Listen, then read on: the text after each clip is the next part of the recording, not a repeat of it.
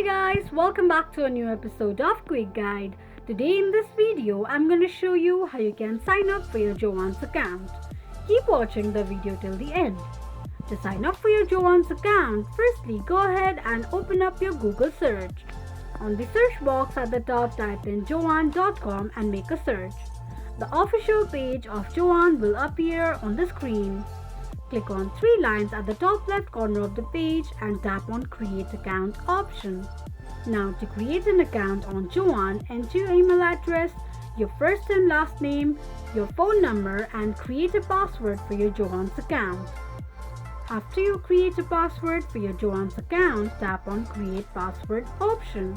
Click on an eye icon to check if you have entered your password correctly or not. In case if you want your ID to be signed in, tick mark on Keep Me Signed In option.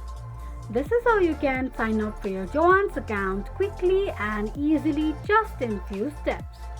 If you have any thoughts or queries, let us know in the comment section. Don't forget to subscribe to our channel. Also press the notification bell icon so that YouTube will notify you whenever we post a new video.